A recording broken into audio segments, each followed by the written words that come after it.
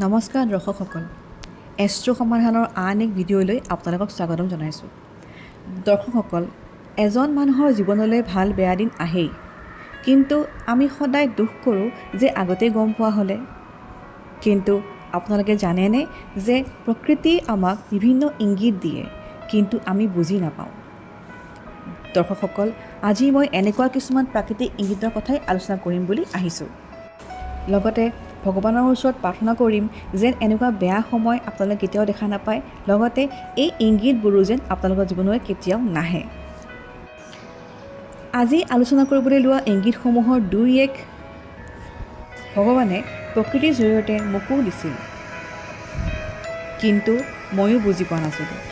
সেয়ে মোৰ এই ভিডিঅ'টো শেষলৈকে চাব আৰু প্ৰাকৃতিক এই ইংগিতসমূহক আওকাণ নকৰিব। অনুগ্ৰহ কৰি মন দি শুনিব। ইংগিতসমূহৰ ভিতৰত অতিকৈ মহত্বপূৰ্ণ বস্তুটো হ'ল, কেতিয়াবা যদি আপোনাৰ ঘৰৰ পৰা বা আপোনাৰ পৰা বহুত দামী বস্তু এটা হেৰাই যায় আৰু হাজাৰ বিচাৰিলেও আপোনালোকে বিচাৰি নাপায়, তেতিয়াহ'লে এইটো এটা বহুত বেয়া ইংগিত বুলি গম পোৱা যায়।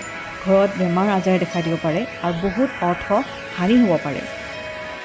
বেয়া সময় অহাৰ আগে আগে আমাৰ ঘৰত থকা যিকোনো জীৱ জন্তুৱে নিজৰ গাত সেই বেয়া সময়টো পাতি লয়, যাৰ ফলত কেতিয়াবা সিহঁতৰ অকাল মৃত্যুও ঘটে। লগে লগে আমি সাৱধান হোৱা প্ৰয়োজন যে আমাৰ ঘৰলৈ যেন আকৌ সেই অশান্তি ঘূৰি নাহে।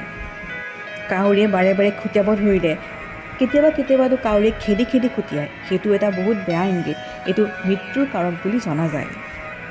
লগতে কেতিয়াবা যদি কাউৰী এজাকে কাজিয়া লাগে আৰু কোনোবা এটা কাউৰীক খুটিয়াই মাৰি পেলায় আৰু সেই কাউৰীটো যদি আপোনাৰ সন্মুখত আহি পৰে, তেতিয়াহ'লে একদম সাৱধান হ'ব।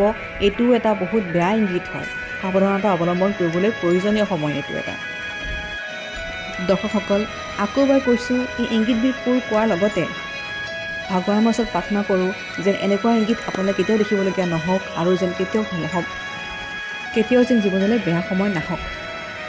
মোৰ এই ভিডিঅ'টো চোৱাৰ কাৰণে বহুত বহুত ধন্যবাদ। আগলৈকো চাই থাকিব আৰু আগলৈ এনেকুৱা ধৰণৰ বিভিন্ন ধৰণৰ এষ্ট্ৰলজিকেল সমাধান লৈ আপোনালোকৰ ওচৰলৈ আহিম। মই অংকিতা।